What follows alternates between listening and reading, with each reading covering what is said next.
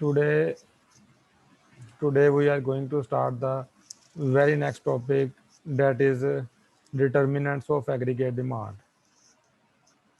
I am going to share the slides. In the previous lecture, we have studied the concept of aggregate demand, and we have also studied that why aggregate demand curve is negatively sloped. So today we are going to study the determinants of aggregate demand.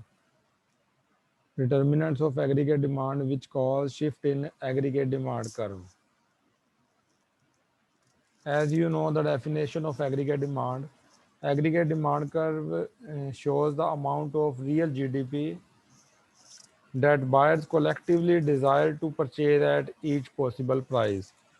So you can say that aggregate demand curve shows the relationship between the two variables. First one is price level, which is on the y-axis, which is independent variable, and second one is real GDP that buyers collectively desire on the x-axis, and real GDP is a dependent variable. And here is the aggregate demand curve as we have already studied in the previous lecture. Aggregate demand curve is negatively sloped. Higher price level is associated with the lower GDP demanded by the economy, and lower price level is associated with the higher real GDP demanded by the economy. हमने इसके negatively sloped होने की तीन reason जो है वो detail से जो है वो प्रीवियस लेक्चर में डिस्कस की थी.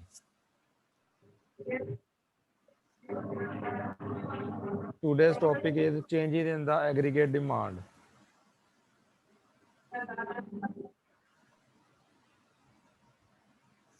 अगर प्राइस लेवल के अलावा मतलब जो वाई एक्सिस पे वेरिएबल है, अगर प्राइस लेवल चेंज होता है, आप स्क्रीन पर देख सकते हैं, तो इसी कर्व के साथ मूवमेंट होगी. लेकिन अगर इस प्राइस लेवल के अलावा अदर फैक्टर कोई इसको अफेक्ट करते हैं, तो उस केस में एग्रीगेट डिमांड कर्व जो है वो शिफ्ट कर जाएगा, और वो फैक्टर जो है वो डिटर्मिनेंट्स ऑफ एग्रीगेट डिमांड कहलाते हैं. Other things equal, a change in the price level will change the amount of aggregate spending and therefore change in the amount of real GDP demanded by the economy. Movements along a fixed aggregate demand curve represents the changes in real GDP. अगर price level change होता है, तो इसी aggregate demand curve के साथ जो है वो मूवमेंट होगी. However, if one or more of those other things change, the entire aggregate demand curve will shift rightward or leftward. We call these other things determinants of aggregate demand. अगर price level के अलावा कोई और factor change होता है, other thing जिन्हें बोल रहे हैं, तो उस केस में एग्रीगेट डिमांड कर्व जो है वो शिफ्ट कर जाएगा. इंक्रीज होने की सूरत में राइटवर्ड शिफ्ट कर जाएगा, और डिक्रीज होने की सूरत में लेफ्टवर्ड शिफ्ट कर जाएगा. So changes in aggregate demand involve two components. A change in one of the determinants of aggregate demand that directly changes the amount of real GDP demanded. And second, a multiplier effect that produces a greater ultimate change in aggregate demand than the initial change in spending. अब देखें determinants की वजह से जो है वो aggregate demand curve जो है वो शिफ्ट हो जाएगा. तो डिटर्मिनेंट्स की वजह से जो चेंज आती है उसको दो पार्ट्स में डिवाइड किया जाता है. मतलब एक तो वो कि एक डिटर्मिनेंट में जो चेंज आई है, और दूसरा है मल्टीप्लायर जो आप पहले पढ़ चुके हैं ऑलरेडी. ये आगे एग्जांपल दूंगा तो होपफुली आपको क्लियर हो जाएगा. ये देख सकते हैं आप, एग्रीगेट डिमांड का राइट वर्ड और लेफ्ट वर्ड शिफ्ट हुआ है. इंक्रीज होने की सूरत में राइट वर्ड और डिक्रीज होने की सूरत में लेफ्ट वर्ड शिफ्ट हो जाएगा. अब आप इसमें देखें, एक डॉटेड लाइन है पहले. अगर राइट साइड पे शिफ्ट हो रहा है, पहले डॉटेड लाइन है और फिर आगे एक और जो है वो लाइन है. बेसिकली ये जो चेंजेस है, ये दो चेंजेस को जाहिर कर रहा है. एक तो ये कि जैसे एक डिटर्मिनेंट चेंज हुआ, लेट्स से कंजम्पशन जो है that is the determinant of aggregate demand. Consumption जो है वो एग्रीगेट डिमांड का डिटर्मिनेंट है. तो कंजम्पशन बढ़ी, या इन्वेस्टमेंट कह लें आप, कोई भी कह सकते हैं. Investment is another determinant of aggregate demand. Investment बढ़ती है, 70 बिलियन का इन्वेस्टमेंट में इजाफा होता है. 70 बिलियन का इन्वेस्टमेंट में इजाफा होता है. तो एग्रीगेट डिमांड ये जो डॉटेड लाइन है ये समझ लें 70 बिलियन पे है, ये थोड़ा जो 70 बिलियन का इजाफा हुआ है, लेकिन 70 बिलियन का इजाफा हुआ है। अब आपने मल्टीप्लाई में क्या पढ़ा था कि change in investment will bring a larger change in GDP और एग्रीगेट डिमांड। इन्वेस्टमेंट के बढ़ने से जीडीपी कई गुना ज्यादा बढ़ जाती है, इन्वेस्टमेंट के कम होने से जीडीपी कई गुना ज्यादा कम हो जाती है। या मल्टीप्लायर बेसिकली ये फाइंड करता है, multiplier measures the ratio of change in GDP to the change in spending variable, कि आपके स्पेंडिंग वेरिएबल में चेंज आने से रियल जीडीपी में कितना चेंज आता है, it will be measured by the multiplier. और अगर आप इस फार्मूले को रीअरेंज कर लें कि चेंज इन रियल जीडीपी को साइड पे ले जाएं, so change in real GDP is equal to change in real GDP is equal to change in spending variable multiply by multiplier। मतलब स्पेंडिंग वेरिएबल के चेंज होने से जीडीपी में कितना चेंज आता है, it depends upon the value of multiplier. तो multiplier से मल्टीप्लायर होगा और फिर उसका इफेक्ट जाएगा, दैट्स वाई ये डॉटेड लाइन है, फिर मल्टीप्लायर का से मल्टीप्लाई करके ये एग्रीगेट डिमांड जाएगा। यहाँ पे आगे एग्जांपल दी हुई है मैंने, आप देख सकते हैं। In the above figure the full rightward shift of the curve from AD1 to AD2 shows an increase in aggregate demand separated into these two components. The horizontal distance between aggregate demand 1 and the dotted line represents the initial increase in spending, say 5 billion of added investment। आप suppose कर लें कि investment में 5 billion का इजाफा हुआ है, and if the economy the MPC 0.75, अगर इकोनॉमी का MPC जो है मार्जिनल प्रोपेंसिटी टू कंज्यूम ये 0.75 हो, तो मल्टीप्लायर कितना होगा, मल्टीप्लायर का फार्मूला है 1/1 माइनस MPC मीन्स 1/1 माइनस 0.75 और ये आ गया 4, मल्टीप्लायर 4 है। So the aggregate demand curve shift rightward from AD1 to AD2 4 times the distance between AD1 and the broken line। इस पॉइंट को अंडरस्टैंड करें कि 5 बिलियन का इजाफा हुआ है इन्वेस्टमेंट में, तो उससे जीडीपी में सिर्फ 5 बिलियन का इजाफा नहीं होगा, वो 5 बिलियन मल्टीप्लाई होगा मल्टीप्लायर के साथ, देन इफेक्ट जाएगा। सीधा फार्मूला ये देखिए, मल्टीप्लायर का फार्मूला था initial change in real GDP divided by initial change in investment. अब उसी फार्मूला को हमने रीअरेंज किया है, तो increase in real GDP is equal to multiplier multiply by initial change in investment. तो इन्वेस्टमेंट में इजाफा हुआ है 5 बिलियन का और मल्टीप्लायर है 4, तो टोटल इजाफा कितना होगा 20 बिलियन का, तो जीडीपी में जो है वो 20 बिलियन का इजाफा होगा। क्लियर है पॉइंट, एग्जांपल क्लियर है? जी sir. Determinants of aggregate demand. अब हम डिटर्मिनेंट्स को वन बाय वन स्टडी करते हैं, कौन से डिटर्मिनेंट्स है which cause shifting in aggregate demand curve. There are 4 major determinants of aggregate demand. First one is consumer spending, second one is investment spending, third one is government purchasing, fourth one is net export. ये वही determinants है जो spending method, जब हम GDP को expenditure method के जरिए calculate करते हैं तो इन एक्सपेंडिचर को हम ऐड अप करते हैं। तो अगर इन्हीं एक्सपेंडिचर ये जो एक्सपेंडिचर होते हैं हमारे, यही इकोनॉमी में डिमांड जनरेट करते हैं। मैं मार्केट जाऊंगा कुछ परचेज करूंगा तो डिमांड जनरेट होगी ना, तो हमारे एक्सपेंडिचर जो है वो डिमांड जनरेट करते हैं। सो अगर हम इन तुम्हारे तमाम एक्सपेंडिचर को ऐड करें, ये जो तमाम जीडीपी हासिल हो जाती है। So these expenditures are the determinants of aggregate demand. So first one is consumer spending.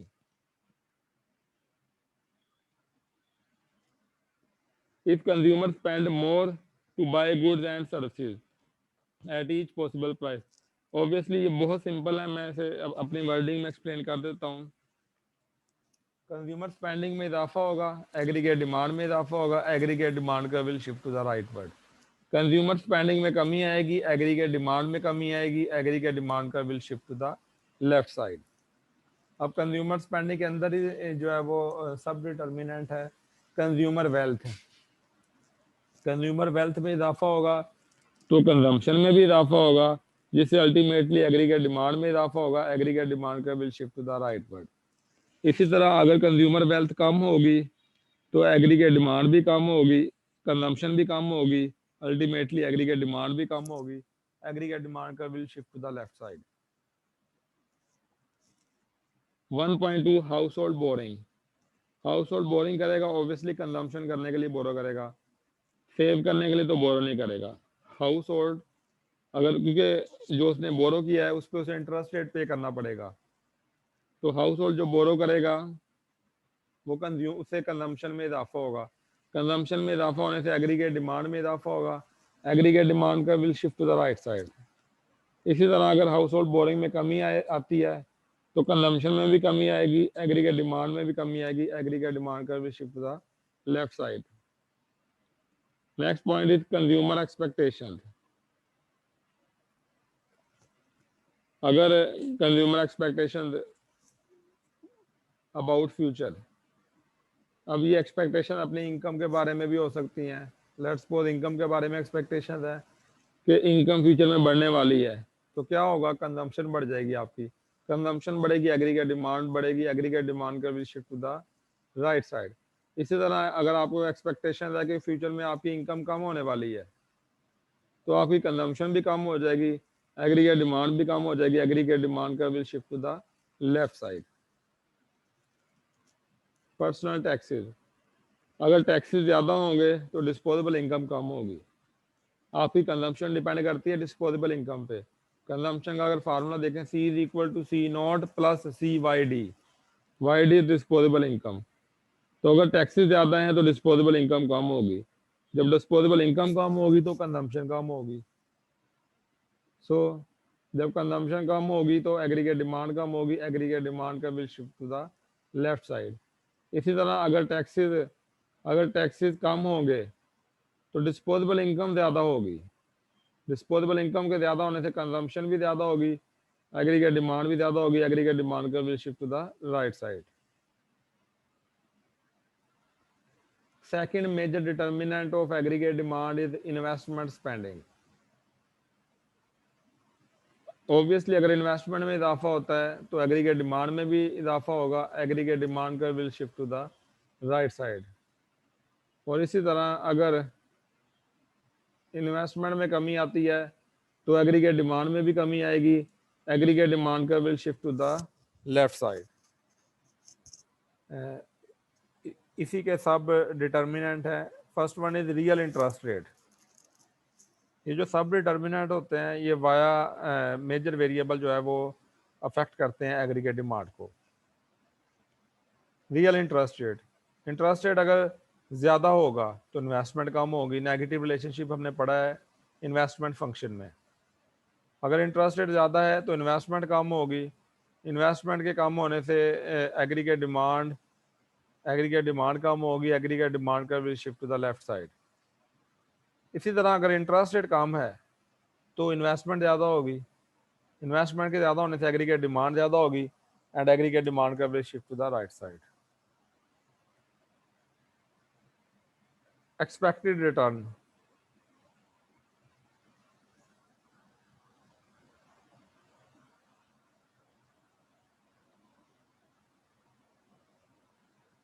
ये 2.2 है एक्सपेक्टेड रिटर्न।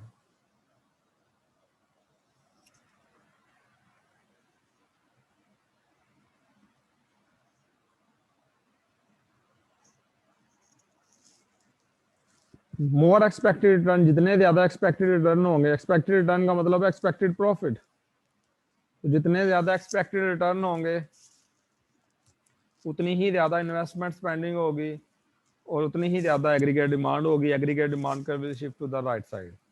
इसी तरह लो एक्सपेक्टेड रिटर्न का मतलब है low expected profit which cause decrease in investment spending.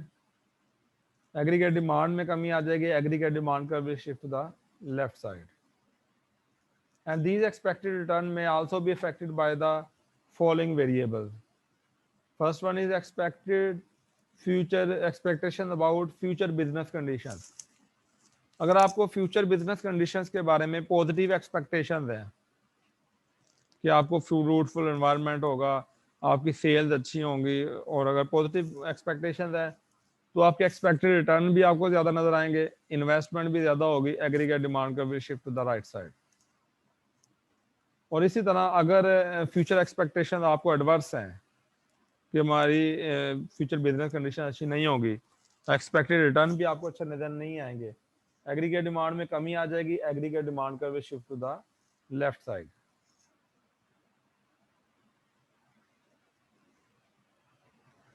Next is technology.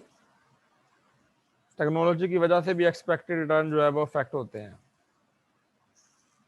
जितनी हम advance technology use करेंगे, जितनी इम्प्रूव टेक्नोलॉजी यूज करेंगे, उतनी ही आपकी कॉस्ट ऑफ प्रोडक्शन जो है वो कम होगी। जितनी ही आप advance and improve technology use करेंगे, उतनी ही कॉस्ट ऑफ प्रोडक्शन कम होगी। जितनी कॉस्ट ऑफ प्रोडक्शन कम होगी, उतना एक्सपेक्टेड प्रॉफिट ज्यादा होगा, और जितना एक्सपेक्टेड रिटर्न या एक्सपेक्टेड प्रॉफिट ज्यादा होगा, एग्रीगेट डिमांड उतनी ही इन्वेस्टमेंट ज्यादा होगी, एग्रीगेट डिमांड में इजाफा हो जाएगा, एग्रीगेट डिमांड का will shift to the right side.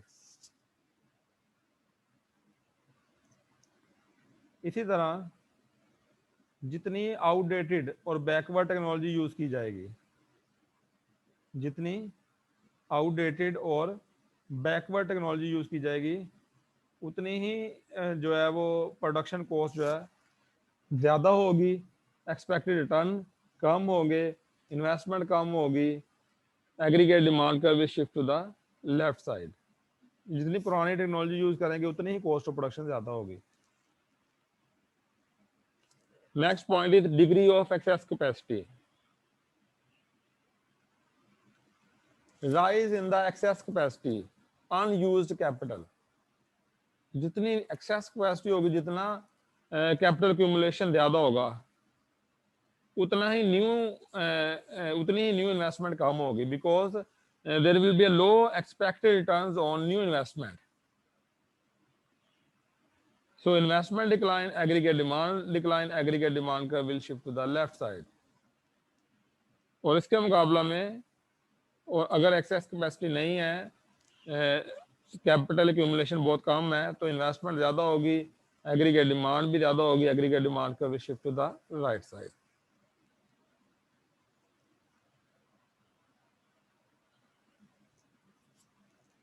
Business taxes.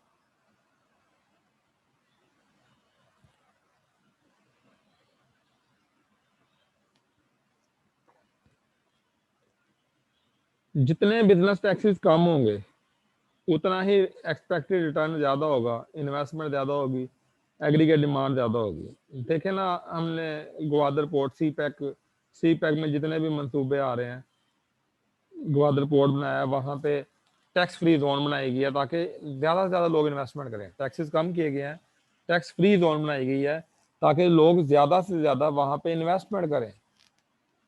तो जितने टैक्सेस कम होंगे, बिजनेस टैक्सेस कम होंगे, उतना ही आपको प्रॉफिट ज्यादा मिलेगा, उतना ही रिटर्न ज्यादा है, और उतनी ही इन्वेस्टमेंट में इजाफा होगा, एग्रीगेट डिमांड का भी shift to the right side, and vice versa is also true. Third major determinant of aggregate demand is government spending. Government spending ज्यादा होगी, एग्रीगेट डिमांड ज्यादा होगी, एग्रीगेट डिमांड का भी shift to the right side. Government spending होती क्या है, you know better.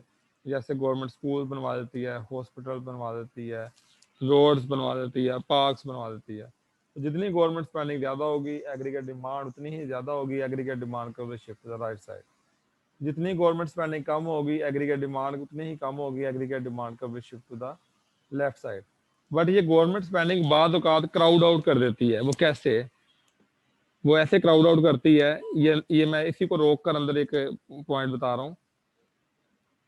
Government spending में इजाफा करते हैं, जाहिर है अगर टैक्सेस से ज्यादा गवर्नमेंट स्पेंडिंग हम करते जाएं, जिसे हम बजट डेफिसिट कहते हैं, when government spending is greater than taxes, तो बजट आपका डेफिसिट हो जाता है। वो बाकी जो डेफिसिट फाइनेंसिंग है, गवर्नमेंट स्पेंडिंग और टैक्सेस का जो डिफरेंस है वो कहाँ से हम करते हैं फुलफिल, वो लोन लेते हैं या बहुत सारे वेज हैं लोन लेते हैं, जिसमें से जब बैंक से लोन लेते हैं तो इंटरेस्ट रेट में इजाफा होता है। जब इंटरेस्ट रेट में इजाफा होता है तो उसे इन्वेस्टमेंट में कमी आ जाती है। अब देखिए जीडीपी का एक वेरिएबल गवर्नमेंट स्पेंडिंग बढ़ने की वजह से दूसरा वेरिएबल इन्वेस्टमेंट कम हो गया, इसको बोलते हैं हम क्राउडिंग आउट इफेक्ट। कि उसका जीडीपी पे क्या इफेक्ट जाना था, ये इसका जो गवर्नमेंट स्पेंडिंग का इफेक्ट था ये क्राउड आउट हो गया in the shape of decrease in investment. This is named as the crowding out effect. So come to the point, government spending बढ़ेगी, एग्रीगेट डिमांड बढ़ेगी, एग्रीगेट डिमांड का भी shift to the right side. Government spending कम होगी, aggregate demand कम होगी, aggregate demand का will shift to the left side. Fourth determinant of aggregate demand is net export spending. C plus I plus G plus NX and पे था NX net export, which is equal to export minus import, which is equal to export minus import। अगर आप export में से import को minus कर देते हैं तो ये जो है आपका नेट एक्सपोर्ट बन जाता है। Net export is equal to export minus import. तो ऑब्वियसली अगर ये ट्रेड बैलेंस पॉजिटिव होगा, पॉजिटिव कब होगा, when your exports are greater than imports, तब ये पॉजिटिव होगा। तो जितने ज्यादा होगा नेट एक्सपोर्ट बैलेंस पॉजिटिव में, तो उतना ही एग्रीगेट डिमांड में इजाफा होगा, एग्रीगेट डिमांड का will shift to the right side. और अगर नेट एक्सपोर्ट कम होगी, एग्रीगेट डिमांड भी कम होगी, एग्रीगेट डिमांड का will shift to the left side. Net export spending may also be affected by the following two variables. First one is national income abroad. अगर दूसरे countries की national income में इजाफा हो जाता है, दूसरे कंट्री की इनकम में इजाफा होता है तो हमारी एक्सपोर्ट्स में इजाफा हो जाएगा।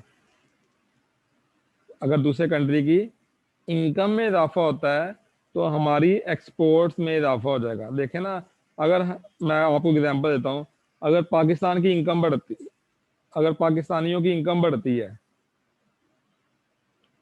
तो चाइना की एक्सपोर्ट्स बढ़ेंगे ना कुछ हद तक, क्योंकि चाइना की बहुत सारी एक्सपोर्ट्स पाकिस्तान में आती हैं। इसी तरह पाकिस्तान का मेजर ट्रेडिंग पार्टनर यूएसए है। अगर यूएसए में रहने वालों की इनकम बढ़ती है तो हमारी ऑटोमेटिकली एक्सपोर्ट्स बढ़ेंगी। सो नेशनल इनकम अब्रोड बढ़ने से, नेशनल इनकम अब्रोड का मतलब है दूसरे कंट्री की इनकम बढ़े।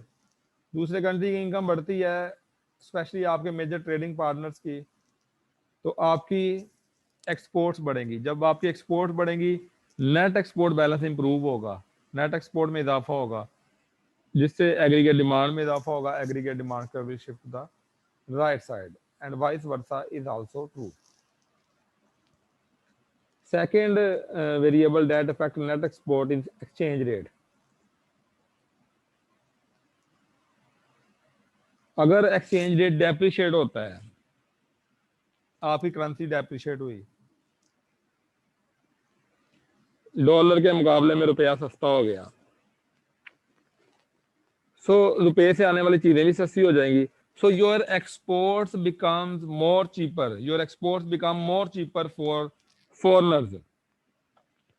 तो दूसरे कंट्रीज के लिए हमारी चीजें सस्ती हो जाएंगी, रुपया सस्ता होगा तो रुपये से आने वाली चीजें भी सस्ती होंगी।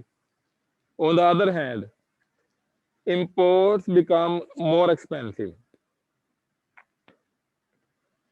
डॉलर महंगा हुआ है तो डॉलर से आने वाली चीजें भी महंगी हो जाएंगी। जब एक्सपोर्ट्स जो है वो एक्सपेंसिव हो जाएंगी, सॉरी इंपोर्ट्स जो है वो एक्सपेंसिव हो जाएंगी तो इंपोर्ट्स कम हो जाएंगी। एक्सपोर्ट्स चीपर हो जाएंगी तो एक्सपोर्ट्स बढ़ जाएंगी। दोनों केसेस में या एक केस में भी नेट एक्सपोर्ट बैलेंस जो है वो इंप्रूव होगा। नेट एक्सपोर्ट बैलेंस इंप्रूव होने से जो है वो ट्रेड बैलेंस इंप्रूव होगा, आप कह लें कि एग्रीगेट डिमांड में इजाफा होगा, एग्रीगेट डिमांड का भी shift to the right side and vice versa is also true. मैं ये एक्सचेंज रेट वाला पॉइंट दोबारा बताना चाहूंगा।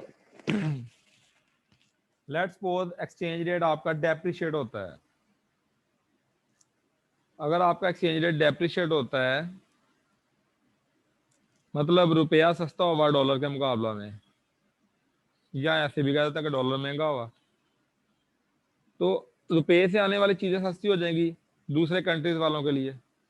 So your exports become more cheaper for foreign countries. तो वो एक्सपोर्ट्स में इजाफा हो जाएगा, हमारी सस्ती हो गई है डॉलर के मुकाबला में, रुपया सस्ता हुआ है, रुपये से आने वाली चीजें भी सस्ती होंगी दूसरे कंट्रीज के लिए, तो हमारी एक्सपोर्ट्स में इजाफा हो जाएगा। On the other hand dollar जो है एक्सपेंसिव हुआ है, डॉलर महंगा हुआ है, डॉलर एप्रिशिएट हुआ है, तो हमारी इंपोर्ट्स बिकम मोर एक्सपेंसिव। जो बाहर से हम चीज़ें खरीद रहे हैं वो महंगी हो जाएंगी। जब महंगी हो जाएगी हम कम खरीदेंगे, इंपोर्ट्स डिक्लाइन कर जाएंगी। तो इससे क्या होगा, ट्रेड बैलेंस में इजाफा होगा, एग्रीगेट डिमांड में इजाफा होगा, एग्रीगेट डिमांड का will shift the right side. मतलब करेंसी डेप्रिशिएट करने से एग्रीगेट डिमांड बढ़ रही है, ठीक, कंफ्यूज नहीं होना, करेंसी डेप्रिशिएट करने से एग्रीगेट डिमांड बढ़ रही है, यही कहती है थ्योरी, बढ़नी चाहिए। So these are the overall determinants on your screen. 4 major determinants है, consumption, investment, government spending, net export, और फिर आगे इनके सब डिटर्मिनेंट्स हैं जो वाया इन मेजर डिटर्मिनेंट्स जो है वो एग्रीगेट डिमांड कर्व को अफेक्ट करते हैं। This is the source of today's lecture from the book of economics by McConnell, Brue and Flynn, 18th edition, chapter 29, aggregate demand and aggregate supply. यहाँ तक आप लोगों का कोई क्वेश्चन है तो you are free to ask.